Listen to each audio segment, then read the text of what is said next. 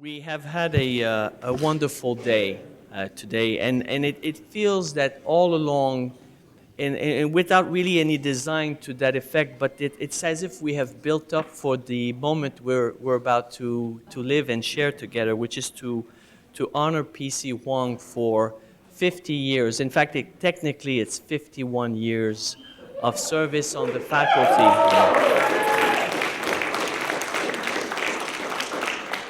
I mean, it really is astounding that someone would have that longevity and having been with us for 51 years. I mean, I see PC just about every day. And the vibrancy, the engagement, the excitement, it's just as if he's a junior faculty member. It's amazing. So we have a little program to recognize PC for this accomplishment. And first, we have a video recorded message from the current dean of our school, Mike Clagg, who could not be here but wanted to be part of the occasion. So if we could play that congratulation message from Dean Clagg.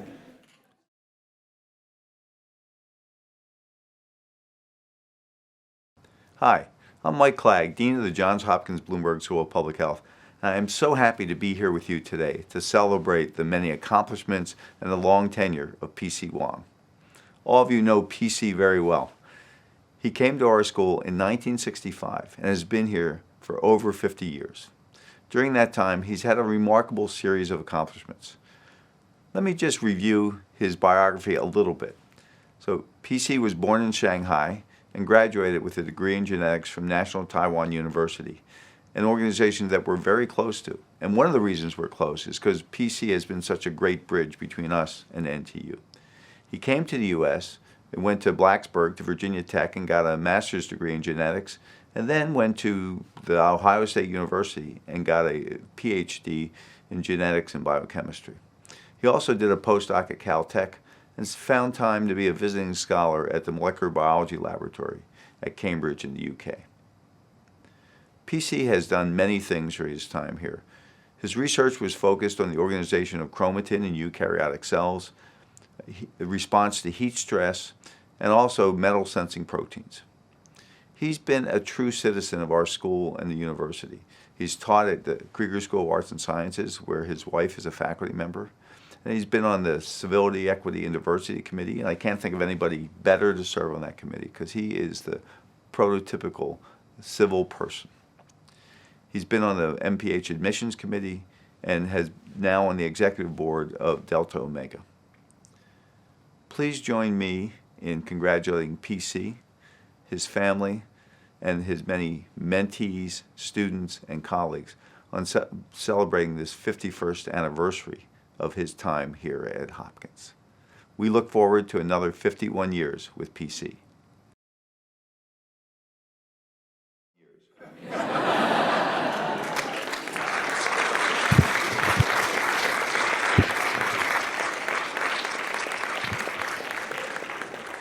We're very fortunate in that there's many members of PC's family who are, in fact, I think it's almost the entire family who's here to celebrate with us. His wife. I'm Mike Clagg. So happy. I need not say that Mike was very enthusiastic about taping that message. So we have Ruchi, PC's wife, who's a wonderful scientist based at the Krieger School. We have Suber Huang, PC's son, JHU, a Hopkins graduate with his wife Cindy. We have Susan Rexing, PC and Ruchi's daughter with her husband Joe. We have Lynn and Eric, nieces and nephew. We have David, who's a grandson and who's a department, MHS alum of our, in fact, SCM alum of our department.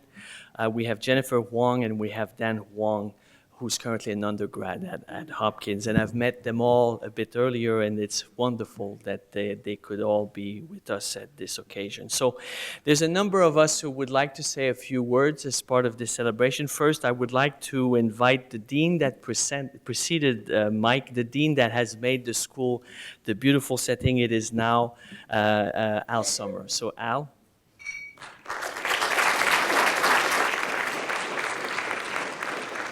Yeah, first I can't tell you how delighted I am that I actually was in Baltimore for this event, because I certainly would have been feeling terrible if I missed it like Mike Clegg did. And there's nobody else more important to be here with than PC and his family. I mean, these are Hopkins people down and out. I mean, from PC and his wife to their children to their grandchildren, they've got Johns Hopkins written on their skin and in their blood, and it's just terrific for us. Now, I only have 1 minute, I was told at the beginning, so I'll try to give you a dean's perspective of an ideal faculty member. First, they've got to be extremely productive, both in teaching and in research. And we expect that of everyone. And everybody here, more or less, meets that criterion. There's another criterion, however, which is very unusual to find in faculty who are extremely productive in teaching and research, and that is smiling. They're not a happy group necessarily, except maybe Friday evenings when they all go out to party. PC always has a smile on his face. I mean, it's quite fantastic. You meet him in the hall. I don't know how bad a day I had that day. He's never had a bad day. I assume he has had bad days, because we all have bad days, but he never shows it. And so, as a dean, he's someone who's productive, who's dedicated to his work, who gets along with everybody, and is smiling most of the time, is absolutely unique. Thank you, PC.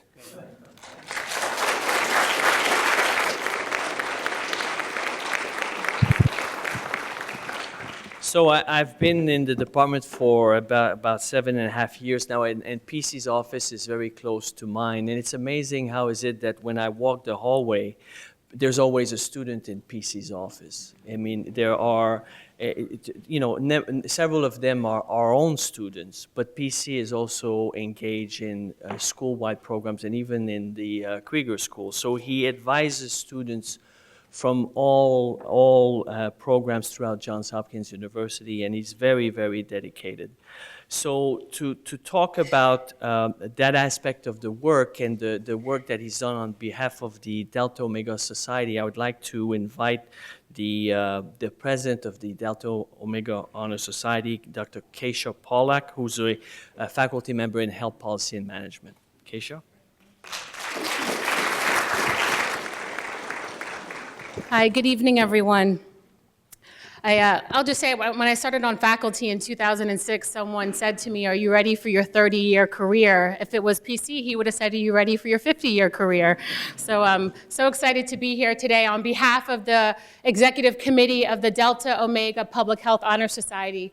For those of you who are unfamiliar with Delta Omega is the premier honor society for public health in this country. The Alpha chapter is here at the School of Public Health, and it's the first chapter. And I'm thrilled to have been working with PC for the last 10 years or so on the, in terms of his service to the board. I've been president for the last couple of years, and it's just been an honor and privilege to work with him. He chairs our committee around inducting our students, which is one of the central roles that we play. And he's always the individual who, when we talk about student, also says, how do we get more alumni engaged? He's always asking about that. What about the alumni? What about the alumni? And that's part of PC's presence. And I'm just so blessed and happy that we've been able to work with you, and we're just thrilled for your support and look forward to many more years of service on Delta Omega Honor Society and many more years as a member of the executive committee. So I thank you for that. And while I'm up here, I also am bringing you greetings from your colleague and friend, Dr. Marie Diener-West, who is unfortunately unable to be here today. And Marie is the director of the MPH program, and she asked me to read something in her absence. So I had 2 minutes up here, because I get to do this. So the letter that Marie wrote says, "Dear PC, I am sorry that I'm not able to deliver these words in person, but I know that Keisha will superbly convey my thoughts and wishes. On behalf of the Master of Public Health program, I thank you for the hundreds of hours you have spent in thoroughly and conscientiously reviewing MPH student applications and attending MPH admissions committee meetings over the years. Your ever thoughtful and objective suggestions have greatly enhanced our discussion and have resulted in an MPH student body of whom we can truly be very proud. On a personal note, I've been greatly inspired by your dedication over so many years to the public health training of undergraduates and your numerous contributions to public health excellence through Delta Omega, in addition to your focus on research and teaching. Our school has been so very fortunate to receive your contributions over the years, and I personally have learned so much from you in our joint activities. Congratulations on your half centennial during the school centennial. I feel so privileged and proud to have worked with you. All the very best, Marie Diener West. And Marie also is presenting you with a plaque that she wanted me to read from the MPH office. It says, Master of Public Health Program Faculty Award presented to PC Huang for excellence in contributions for 50 years. Thank you.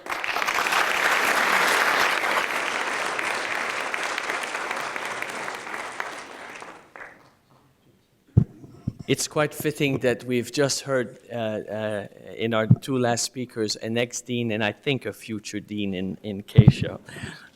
So, you know, I called on Roger McMacken, the chair of the department who preceded me. Roger was chair between 1990 and 2008 to look into the early days of PC in terms of his research career. And it was incredible what the discovery process has yielded. So PC joined our department in 1965. He came to us from Caltech. He had spent some time at the MRC labs in Cambridge. And PC, to quote Roger directly, and Roger is a conservative when it comes to attributes, he says he was a hotshot. And basically, so Roger and I collated the first few papers that PC published after he joined the faculty here. So some of them were about methodology, breakthrough methodologies to analyze DNA at a sort of very biochemical level. There were papers of genetics, looking at plant model systems. There were papers about DNA replication with Rucci. There were papers that were about sort of protein DNA interactions in the context of chromatin structure, transformation in Haemophilus, and that brought him to collaborate closely with Ham Smith, who went on to win the Nobel Prize, tRNA, histones, and so forth. It's amazing how you look at the period between 1965 and 1975, the breadth, the depth, and the quality of the work that PC was doing is just sort of mind-boggling. So, you know, Roger did use the word hotshot, and he actually meant it, and that's a huge compliment. Yeah.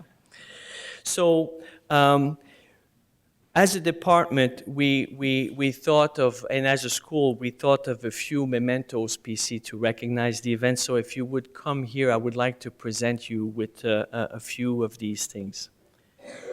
So with the support of the school leadership, the dean's office, we have produced a medal, a very special medal, that recognizes PC for 50 years of service on the faculty.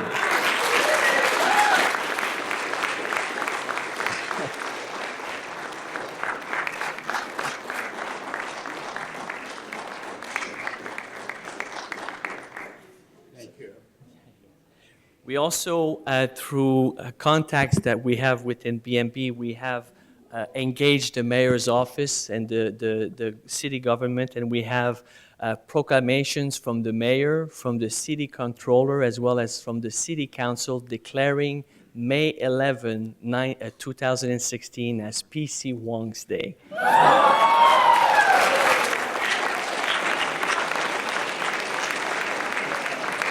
So I will read the one from the mayor's office. So, certificate of recognition on behalf of the citizens of Baltimore. I am pleased to present this certificate to Dr. Pien-Chien PC Huang in recognition for your 50 years of dedicated service with Johns Hopkins University Bloomberg School of Public Health. You have made a significant difference in the lives of others and acted as an inspiration to those who draw strength from your example. Wherefore, I have signed and issued this certificate in appreciation of the service that you have rendered and in celebration of your past, present, and future accomplishment. Stephanie Rawlings Blake.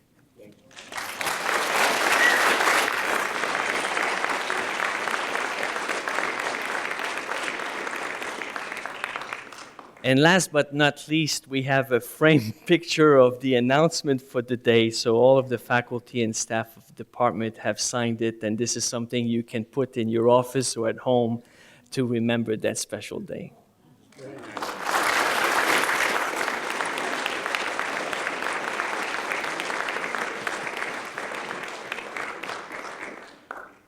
So, Dr. Suber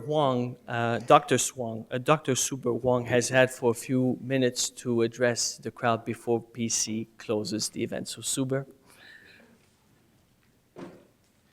Many of people here know me as Little Suber because first thing they do is put their arm down by their kneecap if they can reach that far. You know, Hopkins is a galactically special place to our family. We've been here for quite a long time. I was born a Buckeye, Ohio State, but this is where I grew up and this is where I received the training that has benefited me and my offspring for the years to come. There's a lot of people to thank, and my father's asked me to mention a few of them, especially certainly Terry Brown, a colleague and much admired for his work as the president of the Faculty Senate and for the chair of the Academic Quality Committee. I also wanted to thank Mike Matunis, who is the thesis advisor for my son, David Huang. Thank you for passing him through. And Maria Diener West gave my daughter Jennifer, who was a public health major, an A and a letter of recommendation as well. So we are grateful, really beyond words. One of the things that comes up a lot is a certain lightness of character that my father has. It's very peculiar, drives us all crazy. You know, there's a saying that says, "I'm not lost, I'm exploring," and that applies to him. And he hasn't worn a watch for almost as long as he had a beard. You know, we often ask him, you know, what do you do if you have something early in the morning? And he says, well, I don't schedule things in the morning. And he says, how do you know when to wake up? I said, I sleep until I wake up. What if it's really late? He said, well, I must have really needed that sleep. And I think we would all live a lot longer if we lived that way. I just wanted to introduce a few of our family members. I'll start with our youngest son, Daniel, who's just an outstanding scholar. He's a rising senior. He's an economics major, entrepreneur. He's a very gifted artist and MVP and state champion in tennis. Jennifer Huang has just recently graduated from Johns Hopkins. We're very proud of her. She's spending a year in the lab working on stem cells to treat hearing loss at Stanford, and she's learning how to drink wine, evidently. So she is a pride as well. Now, David Huang, of course, is our oldest, and he can say he is Ba. And Bob was born at Hopkins. And so he was really made here at Hopkins. So he was undergraduate here and received a degree here in the Bloomberg School. We're very, very proud of him. He's currently in medical school and following in our family's footsteps. I'm proud of our cousin, Eric Chen, who represents my father's side. My father is actually one of six brothers and 3 sisters on that family. It's a very extended family. But he was born in a hurricane, in a flood, in a bathtub, on the way into the hospital. But his family was separated, and we did not have a family picture of all the siblings until late in his 70s. So to show how separate that family is. And on my mother's side of the family, the Chow family, Lin Chow is a star, and she is actually behind her mild-manner exterior. She's a commander in the Navy and part of strategic thought for cyber warfare. She's one of the most gifted individuals in our military service. She's now currently working as a private contractor, and she's very pleased to be here and to support Dad. My sister is Suzanne Wong Rexing, and she was a biochemistry major at Smith College and then received an epidemiology degree at Yale. She's served a number of incredible posts at Battelle and PATH, and now is a senior officer for Catholic Charities. She flew back from Thailand this morning to be at this celebration. Joe Rexing is the chief architect for UMBC. They're both sailors extraordinaire, and they were going to sail the world. My wife is Dr. Cindy Huang, and she and I did our residencies here. I at the Hopkins, at the Wilmer Institute in ophthalmology, and Al Summer was kind enough to let me get through that program, just as my son got through as well. He attended on one of my very first cataract cases, and I've gone on to become a retina specialist, and I hold Dr. Summer in very, very high regard. Cindy Huang was chief resident of dermatology, and they only had 2 spots in dermatology that year, and we were very fortunate that we were able to get together and make David. Last but not least, of course, is Dr. Ruchi Wang. She's the William McElroy Professor of Ophthalmology, and I truly do remember when we were in Mergenthaler Hall on the Homewood campus before moving to the swanky digs at Mudd Hall. She's an extraordinary individual, and if we actually do the math, it's actually 102 years of service to this university.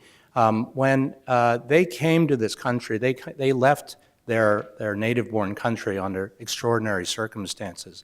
There was no tuition in college. They were paid in rice, and they spent half their rice sent back to their families so they would survive. For their entire lives, their parents received monetary support, and as we did for our education here in Baltimore. When they came to Baltimore, when they came to the United States, there were no family members. They did not speak English. And then it is an extraordinary journey to come to be and to land here. I think of that feather in Forrest Gump's movie, where that feather floats here and there. And they floated here to Baltimore, where they've grown and they've thrived. They are the first couple to be in the arts and sciences. My mother was the first arts and sciences faculty member on the Homewood campus. And when she became professor, she was still not yet allowed to sit in the faculty club. But the kitchen staff took over her very well, and she's a fantastic cook, as many of you know. So the two of them, in this galaxy of stars of academic excellence and intelligence in the world, are something that's very special. It's a twin star. And twin stars are very rare in the universe. They're very special people. They burn brightly. They've provided with guidance and inspiration for all these years. Dad, congratulations on this wonderful day.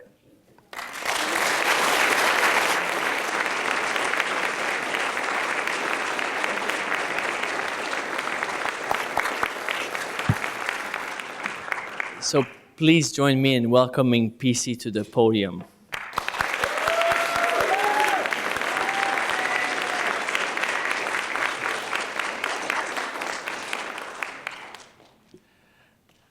I'll be brief, and I want to say thank you. Thank you, all of you, for being here, and I want to thank Pierre for arranging such a wonderful thing. I want to thank Dean Summer. I mean, he just told me that I laugh, I smile, because I am very optimistic about things. I mean, like today, when you see all these alumni coming back, you first look at them, they all get old. But then, but after 10 minutes, they're all back to the original phenotype. so one has to be optimistic. And people will come up to say, PC, you haven't changed. So you can be pessimistic. Ask whether you were like this 20 years ago, already that old, or is it really didn't change? Well, we know what the answer is. I have the privilege to be at Hopkins for 51 years. I actually, if you use a pessimistic word, I won out 5 presidents, 4 deans, and 3 chairmen. Okay, but optimistically, I would say actually, I really learned a great deal from these giants. They lead and they inspire. And I'm very fortunate to be in an institute like Hopkins, and in fact, day one, I plan to be here for 51 years plus. That's my optimistic thing. But I must appreciate this wonderful place. It allows me to do research, to teach, and to do service. Service not only within the school or within the university.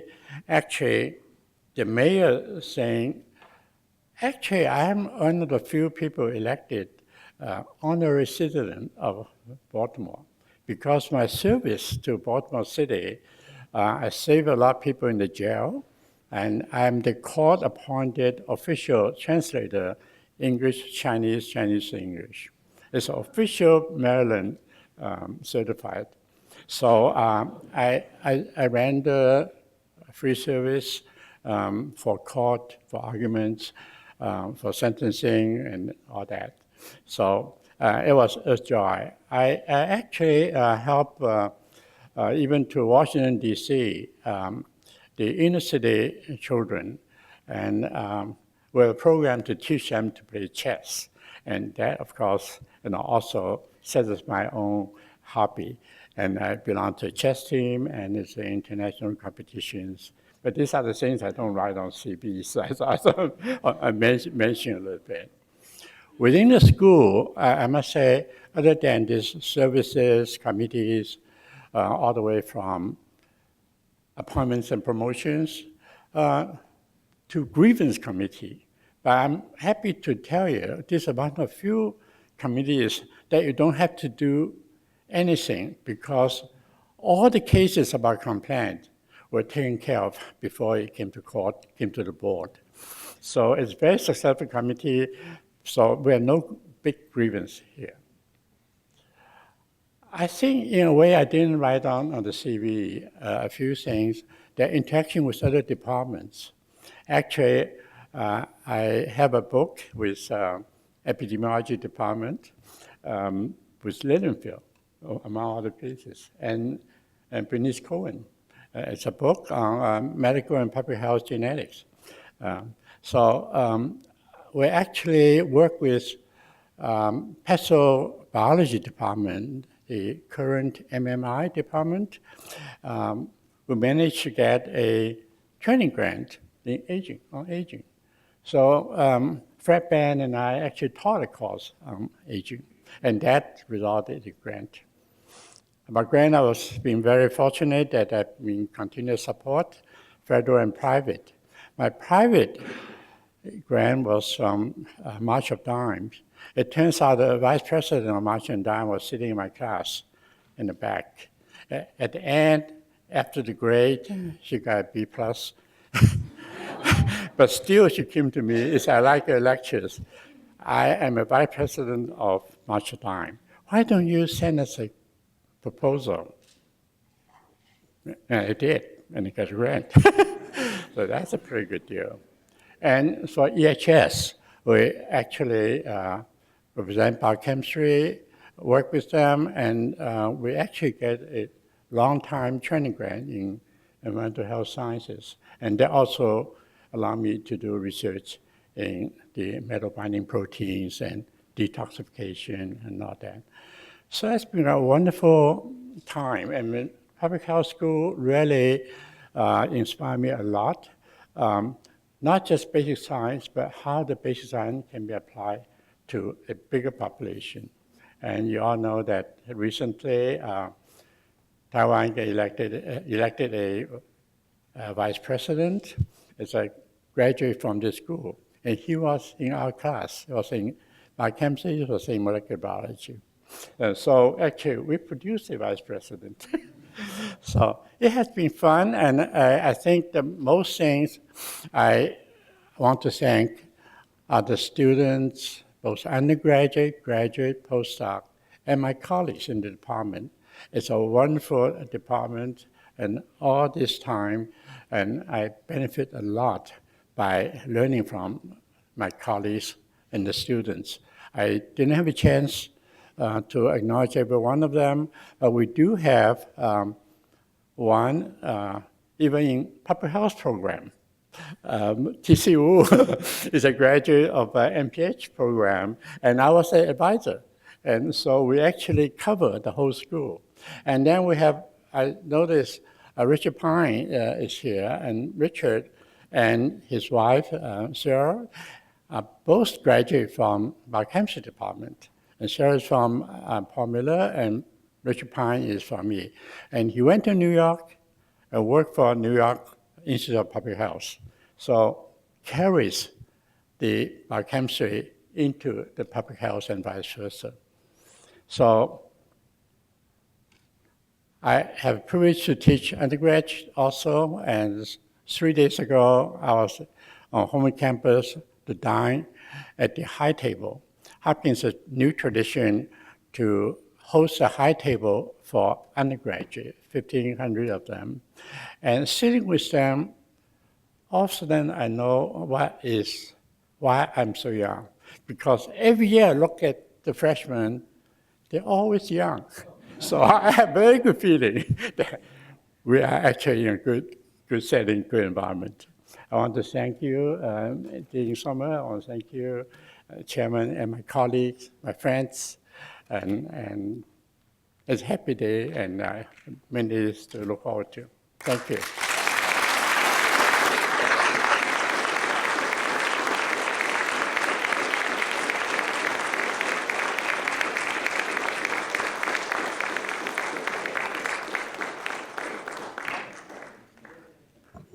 Let's carry on the reception. Thank you all.